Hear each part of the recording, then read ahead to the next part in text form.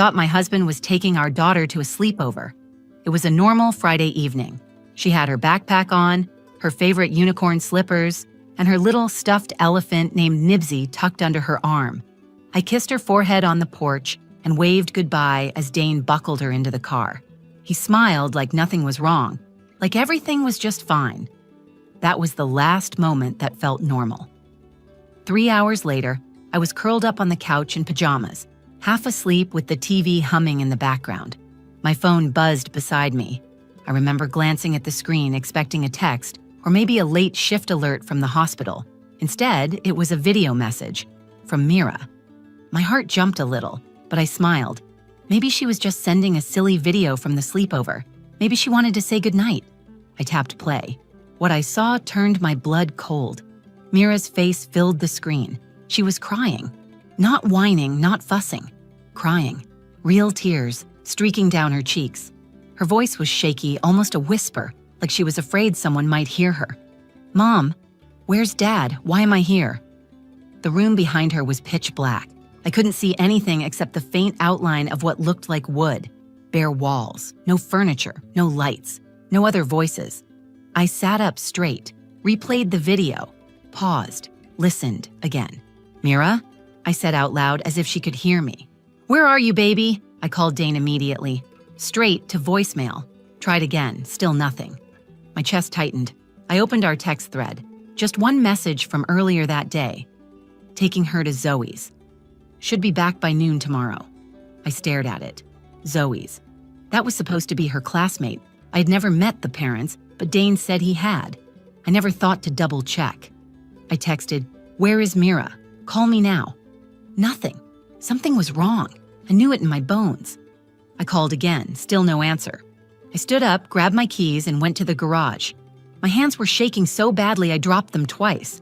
I didn't know where I was going exactly, but I remembered Dane had sent the address earlier that week when we talked about the sleepover. I opened the map app on my phone and searched the thread. There it was, an address about 30 minutes outside of town. I backed out of the driveway and sped into the night. I don't even remember the turns I took or what the road looked like. Just trees, fences, shadows, and the pounding of my heart in my ears.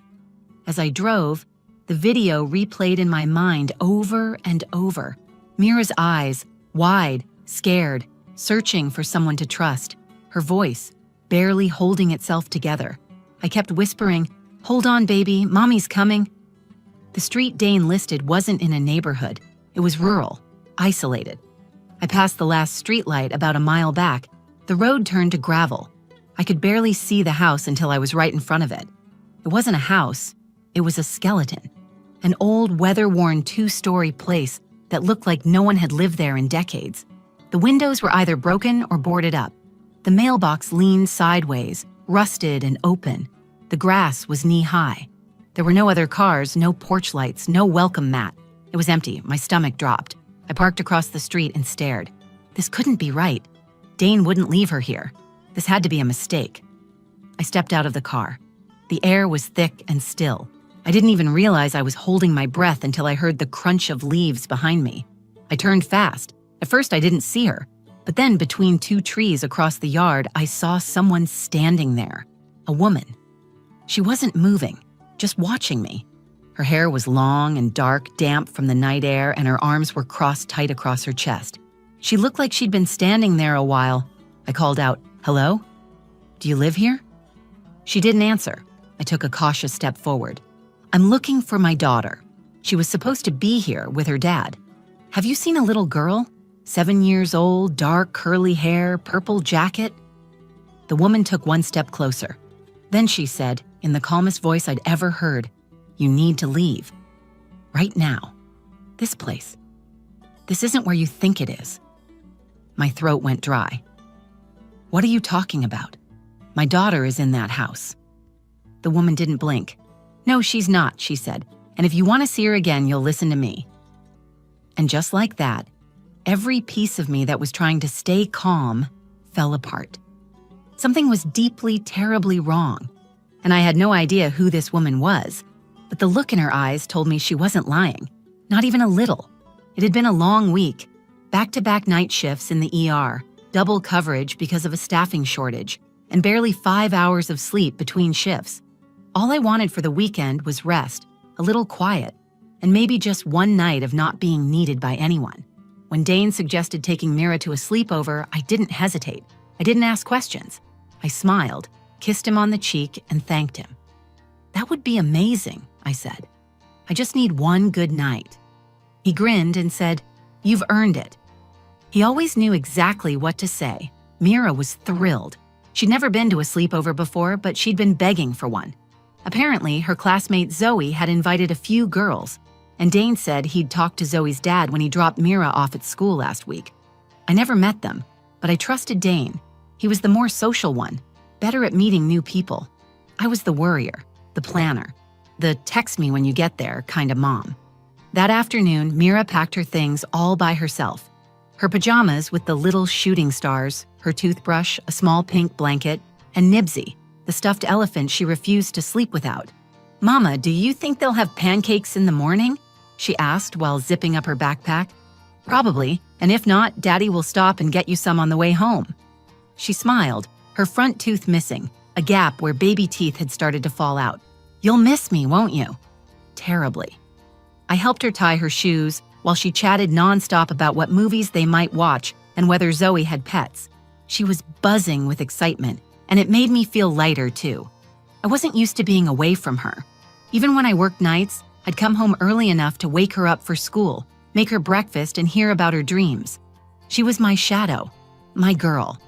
The one thing in this world that kept me tethered when everything else felt like it was spinning. Dane walked in with his keys in hand and clapped. "Let's go, superstar. You don't want to be late to your first real sleepover." Mira ran to him and hugged his waist. He picked her up like she was still a toddler, kissed her cheek, and told her she was the bravest 7-year-old in the world. She giggled the whole way to the door. I followed them outside, watching them load up. Dane's SUV was already packed with snacks and a sleeping bag. He'd even written a little note for Mira to give to the parents, emergency contacts and allergies. Everything looked so well prepared. I leaned down and kissed Mira through the open car window. "Call me if you need anything, okay? I'll keep my phone right next to me." She nodded. "Bye, Mama. I love you." "I love you too." Dane walked around the front of the car and kissed me softly on the lips. "I'll text you when we get there." "Thank you," I said, my voice quiet. "For doing this." He smiled and touched my cheek. "You need rest. We've got this." Then they were gone. I stood on the porch for a few seconds longer than I meant to, staring at the spot where the SUV disappeared down the road. The sun was dipping behind the trees. The neighborhood was quiet. I went inside, closed the door, and for the first time in what felt like months, the house was still. I made tea. I turned on a show I'd been meaning to watch. I lit a candle. I even danced a little in the kitchen while the kettle boiled, humming to music that Mira always called mom songs. For a few precious hours, it felt good. It felt safe. It felt earned. Around 9:30, I checked my phone. No texts, no photos. I figured they'd gotten caught up in the fun. I resisted the urge to text, not wanting to seem overbearing. At 10:30, I brushed my teeth, climbed into bed, and picked up a book I hadn't touched in weeks. I read the same page 5 times, distracted, not really understanding why. Something was gnawing at me, low and subtle, but easy to ignore if I tried hard enough. I told myself I was just tired, that Dane was probably chatting with the other parents, that Mira had fallen asleep watching a movie. I told myself a lot of things, but something inside me, something deep and maternal and unexplainable, kept whispering that I should have asked more questions, that I should have double-checked the address, that I should have met Zoe's parents myself. I pushed those thoughts away, closed the book, turned off the light. My phone buzzed. I looked at the screen expecting a goodnight message, maybe a blurry picture of Mira with messy hair and a bowl of popcorn. Instead, it was a video from Mira, and the night changed forever. I watched the video again, my hands shaking so hard I nearly dropped the phone. Mira was somewhere unfamiliar. The room behind her was too dark to see clearly, but I could make out parts of a wooden wall and what looked like a cement floor. She had her stuffed elephant clutched against her chest. Her face was streaked with tears. Her lips quivered as she whispered my name. "Mom, where's Dad? Why am I here? It's cold." I paused the video and stared at her frozen image. She was terrified. My little girl, who couldn't even sleep with the closet door cracked open, was sitting alone in a place that looked like a storage unit or an unfinished basement. Every part of my body screamed to run, to move, to get to her as fast as I could. I called Dane. Straight to voicemail. I tried again. Nothing. I texted him. "I just got a video from Mira. Where is she? Answer me now." I watched the screen for the typing dots to appear. Nothing. I tried to stay calm. I told myself there was probably some explanation. Maybe he was helping Zoe's parents with something and his phone had died. Maybe they were at a cabin and Mira got confused or scared. But those excuses felt thinner by the second. I needed answers. I scrolled up in our text thread, searching for the address he had sent earlier that week. Found it. I copied it into my GPS, grabbed my coat, and was out the door in less than 2 minutes. The roads were almost empty. It was late and the sky was dark and thick with clouds. As I drove, I kept replaying the video. Every time I watched it, I noticed something else. A shiver in her voice. A shadow moving faintly in the corner. The silence that felt far too heavy. There were no other children, no signs of people talking or playing in the background. Just Mira, alone, crying. The GPS led me away from town, past neighborhoods, down a 2-lane road that became narrower with each turn. Trees crowded the shoulders. No lights, no signs of life. My heart thudded louder with every passing mile. I clutched the wheel tighter and leaned forward, trying to see farther through the windshield. When the navigation finally said I had arrived, I slowed down and stared at the property in front of me. It wasn't a house. It was a hollow shell. 2 stories, but barely standing. The siding was rotting. Windows were broken or boarded up. The front steps were cracked and uneven, and the yard looked like it hadn't been mowed in a decade. I checked the number on the mailbox. It matched the address Dane had given me. This couldn't be right. I parked across the street and got out of the car, holding my phone in one hand and my flashlight in the other. My breath clouded in the cold night air. The only sound was the wind moving through the trees. I stepped cautiously toward the front of the house. My boots crunched on gravel. I called out, "Hello?" My voice sounded too loud in the silence. Nothing. I walked around the porch, peering through gaps in the boards. Inside, it was empty. No furniture, no toys, no signs of anyone living there. I backed away. That's when I noticed something across the road. Movement, stillness. Something watching me. A woman. She stood just beyond the edge of the trees, half in shadow, half in the faint moonlight. Her posture was rigid. Her arms were crossed. She didn't look startled or nervous. She looked like she'd been waiting. I stepped back toward my car, then stopped and turned to face her. "Excuse me," I called out. "Do you live nearby?" She didn't answer. "I'm looking for my daughter. She was supposed to be here. Her name is Mira. She's 7. The woman stepped forward, just enough for me to see her face clearly. She looked tired. Her eyes were hollow and her hair hung loose around her shoulders. She had the look of someone who had seen too much and carried it alone for too long. "You need to leave," she said, her voice low but steady. "Right now." My stomach tightened. "Why? What is this place? Where's my husband? Where's my daughter?" She shook her head slowly. "He lied to you. This isn't a sleepover house. He's done this before." I froze. "What do you mean?" She stepped even closer, her voice quieter now. "He brought my daughter here years ago. Told me she was going to a birthday party. I never saw her again. I found this place weeks too late." I stared at her, not understanding. "He uses places like this," she continued. "Abandoned homes, off-grid, tells the mom something believable. He disappears with the kids, then he starts over." I felt the ground tilt. My ears were ringing. "You're lying," I said, but I didn't believe it myself. She didn't blink. I wish I were. I backed away from her and dialed 911 with trembling hands. I gave them the address and told them my daughter might be in danger. They said officers were en route. I hung up and turned back to the woman. "How do you know all of this?" She looked me straight in the eye and said, "Because I lived it, And I promised myself if I ever saw him again, I'd stop him. I saw his SUV pull in earlier. You have to believe me. Your daughter isn't in that house anymore. You have to look farther. I stared back at the dark house, the shattered windows, the silence, the growing certainty that I had been betrayed in a way I couldn't even begin to understand. And my daughter was out there, waiting for me to find her.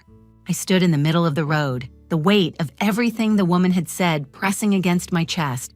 My brain fought to make sense of it, to categorize her as unhinged or confused, but the fear in her eyes wasn't rehearsed. It was real, carved deep, the kind of fear that doesn't go away with time. I recognized it because it mirrored my own. She stepped closer and said, "They won't find her in that house. You're wasting time if you stay here." I gripped my phone tighter. How do you know he took her somewhere else? What if she's still in there hiding? She shook her head. I've watched him do this. He creates the illusion of safety. Then he vanishes. He uses locations like this to confuse people. By the time the truth catches up, he's already moved on. The crunch of tires on gravel snapped my attention toward the road. 2 sheriff cruisers pulled up, lights flashing in the darkness. I waved them down, running toward the first one as the deputy stepped out. "My daughter is missing," I said, breathless. "She was supposed to be at a sleepover, but I got a video of her crying alone. My husband brought her here, and now he's gone." The woman approached slowly. "I need to talk to someone too. This man, Dane Hemley, he's done this before. Years ago, he took my daughter." The deputy looked between the two of us, skeptical but alert. One at a time. "Ma'am, you said you have a video?" I opened my phone and pulled up the message. He took it, turned the sound up, and watched. His face changed by the second. Calm to focused to disturbed. He handed the phone to his partner. "We need to search the house, now." They moved quickly, flashlights out, weapons drawn. I stood near the fence, clutching my coat around me. The woman stayed beside me. "What's your name?" I asked. "Jana." "How long ago did it happen? With your daughter?" 4 years. Her name was Lila. He told me he was taking her to meet friends. He never came back. The screen door creaked open. One of the deputies yelled out, "Clear upstairs!" Then another shout from the back, "No sign of anyone!" I stepped forward. "Is she in there?" The deputy came down the porch and met me by the fence. "There's no one inside, but we found something you should see." I followed him to the front room. The place smelled like mildew and decay. Floorboards groaned under our feet. He led me to a corner of the room where an old duffel bag lay open. Inside was Mira's pink backpack. I dropped to my knees and pulled it out. It was hers. The rainbow zipper pull she made in art class was still hanging off the side. Inside were her pajamas, her toothbrush, and Nibsy. She wouldn't have left him behind on her own. Underneath the stuffed elephant was a folded drawing. I opened it slowly.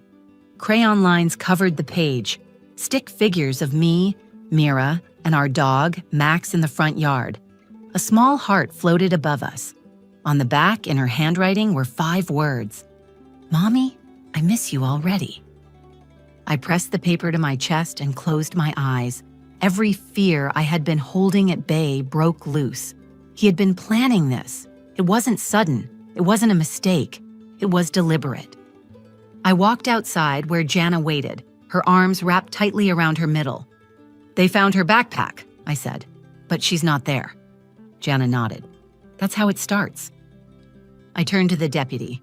"You have to track his car. He drives a black 2018 Chevy Tahoe. Plates are registered under Hemley Real Estate." He walked back to his vehicle and started radioing for surveillance access. Another officer began setting up a search perimeter. The air felt sharper now, urgent. The illusion of safety had been stripped away, and what remained was the terrifying reality of what Dane was capable of. I paced back and forth, checking my phone over and over. Still nothing from him. His social media accounts were quiet. No location pings, no signs of a recent post. I called his sister. No answer. I called his work, voicemail. Then I remembered something. 2 weeks ago, Dane mentioned, showing a series of cabins on the edge of town. He said they were foreclosure properties. I hadn't thought much of it at the time. I just remembered him saying, "No one's lived out there in years. It's like walking into a ghost story." I ran over to the deputy again.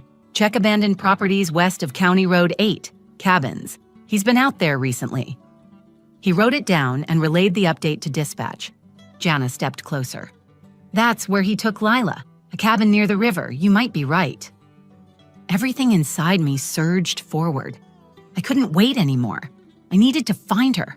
I wasn't going to sit still while others searched. I'm going, I told the deputy. I'm not waiting. If he's heading for those cabins, then I need to be there when you get there. He didn't argue. We'll follow, just don't go inside alone. I got in my car. Jana climbed into the passenger seat without asking. If he's there, she said, you'll need someone who knows what you're walking into. I didn't respond. I started the engine and tore down the gravel road with my hands clenched on the wheel, my heart racing toward the only thing that mattered, Mira. I drove like my life depended on it because it did. Every second Mira was out there, I imagined her scared and alone. The winding back roads blurred past us as my headlights cut through the dark. Jana sat silently beside me, gripping the seat with both hands. She didn't give directions, but she didn't need to. We both knew where we were going. 15 minutes later, we reached the edge of a forgotten gravel trail. The trees pressed in tightly, tall and still. A rusted gate leaned open at the entrance. I turned in. The path was narrow, barely wide enough for the car, overgrown with weeds and branches that scratched the sides as we passed. Then I saw it. A row of old, sagging cabins lined the clearing. 6 in total, arranged like pieces on a broken game board. The fourth one down had a light on inside. Jana pointed. That one. I stopped the car and jumped out. The cold hit me instantly, but I barely felt it. My legs moved on instinct. I didn't wait for backup. I didn't wait for anything. I ran straight to the front door and pounded with both fists. Mira! It's Mommy! Mira, can you hear me? No answer. I tried the handle. Locked. I moved around the side to a narrow window and pressed my face against the glass. Inside, I saw her. She was curled up on a thin mattress on the floor, hugging Nibsy to her chest. Her jacket was still on. Her shoes, too. Her eyes were open, staring at the door, dazed and silent. I banged on the glass. Mira, baby, look at me. Mommy's here. She didn't move at first. Then slowly, her head turned. Her eyes found mine. Her mouth opened and she said one word. Mommy. I backed up and kicked at the door with everything I had. Once, twice. The third time, it cracked. The fourth time, it burst open. I rushed inside and dropped to my knees beside her. I'm here. You're okay. I've got you. I've got you. She clung to me, sobbing into my shoulder, her small body trembling. He said it was a game, she cried. He said we were hiding and not to make noise. I held her tighter, my hand cradling the back of her head. You're safe now, I promise. No more games. Behind me, footsteps pounded up the porch. I turned, ready to fight if I had to, but it was the deputies. They swept inside, cleared the space, and one of them radioed in. We've got the girl, cabin 4, requesting medical and child support units now. Jana stepped through the door, her hands shaking. She saw Mira and stopped in her tracks. She's alive, she whispered. You found her. I nodded but didn't speak. My throat was too tight. One of the deputies walked over. We didn't find anyone else. No sign of the father. No vehicle either. Looks like he left her here and vanished. I stood, still holding Mira against my chest. He just left her? He nodded. Seems that way. Maybe he knew we were getting close. An ambulance arrived minutes later. They wrapped Mira in a thermal blanket and checked her vitals. She had no visible injuries, but they took her in for observation. I rode with her, never letting go of her hand. At the hospital, they asked her questions gently. She told them Dane brought her to the cabin and said it was part of the sleepover, that they were going to play hide and seek, but she had to stay quiet or the game would be ruined. He gave her snacks, a flashlight, and said he'd be right back. Then he never came back. The moment Mira was cleared medically, she fell asleep curled beside me in the hospital bed. I sat beside her, wide awake, watching her breathe. The fear hadn't left me yet. My body was still bracing for something worse, something final. But the worst had already happened, and somehow we had survived it. Just before sunrise, a deputy returned with an update. We traced a burner phone to Dane. We think he left the area through a service road out by the river. We've issued a statewide alert. He's officially a fugitive. I nodded, not surprised. What about Jana? I asked. She helped us find this place. She's being interviewed now. She's cooperating fully. Her story matches yours in too many places to ignore. We believe she's telling the truth. Mira stirred in her sleep and reached for my hand. I squeezed hers gently. Do you think he'll come back? I asked, my voice barely audible. The deputy didn't answer right away. Then he said, We don't think so, but we're not taking any chances. You'll have full protection until he's caught. I looked at my daughter's sleeping face, pale and peaceful now under the hospital's soft light. Dane had planned this for weeks, maybe longer. He chose a place no one would think to check, counted on my exhaustion, my trust, and my love for him to blind me. He didn't expect me to follow the trail. He didn't expect a woman from his past to still be watching. But he was wrong. I found her, and I wasn't done fighting. I didn't sleep for days. Even after Mira came home, even after the police assured me we were safe, I couldn't close my eyes without hearing her voice from that video or seeing that dark, empty cabin where she'd been left. She slept in my bed every night, curled beside me with her stuffed elephant tucked between us. I didn't mind. I needed her close too. For the first time in my life, I didn't care if I was too protective or too soft or too attached. She was mine. She'd always been mine, and I almost lost her. We had support. A trauma counselor visited the house. Child services came and confirmed Mira was in a stable environment. Friends brought food and offered help, but I struggled to speak to anyone. The words sat in my throat like stones. I had been married to Dane for 8 years. I loved him. I built a life with him. I trusted him to protect our child. And behind all of that, there was another version of him I never saw coming. I thought about Jana often. The night after everything happened, she stayed at the hospital until morning.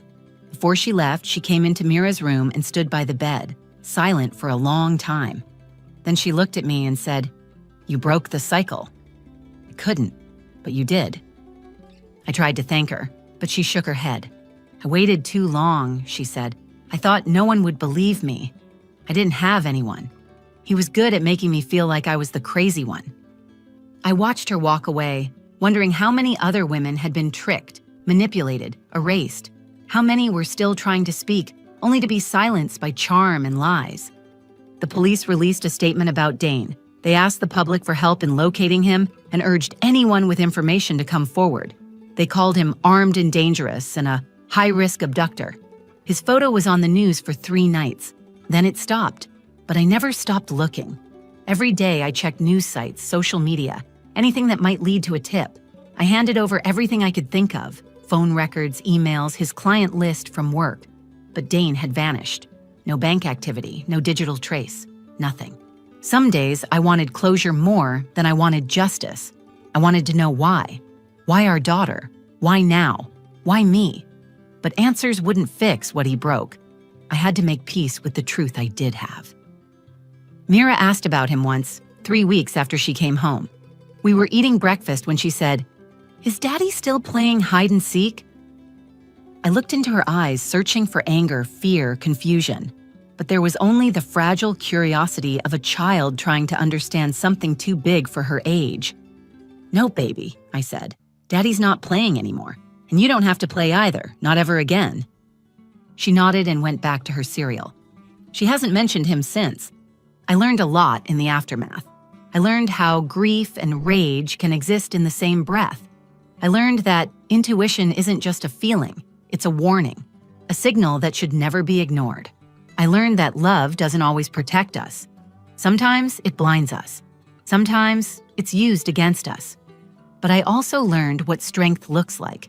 Not the dramatic kind, not the kind in movies where people fight villains with fists or weapons.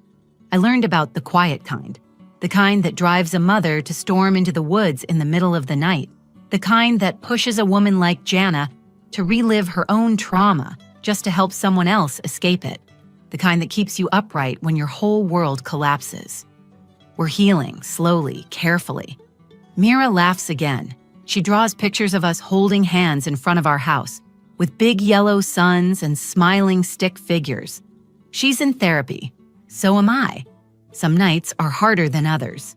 When it rains, she clings to me a little tighter, but she's learning that she's safe now, and so am I. I changed the locks. I sold the car Dane used. I took down the wedding photos and packed away the memories that hurt too much to see every day. I left one frame on the shelf, a picture of me and Mira at the beach last summer, covered in sand and sticky from ice cream, her arms around my neck, both of us laughing. That's who we are, not what he tried to turn us into. To anyone listening, any woman, any parent, anyone who has that feeling in their chest that something isn't right, listen to it. Don't second guess it. Don't wait for proof that might come too late. You don't need permission to protect the people you love. I almost lost my daughter, but I didn't. I trusted the wrong person, but I saved her anyway. That is what I will carry forward.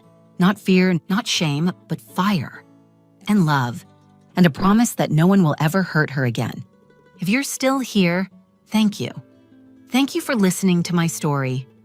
Sharing this wasn't easy, but I hope it helps someone else trust that voice inside them, the one that says, something isn't right, the one we're often told to quiet down, don't ignore it, ever.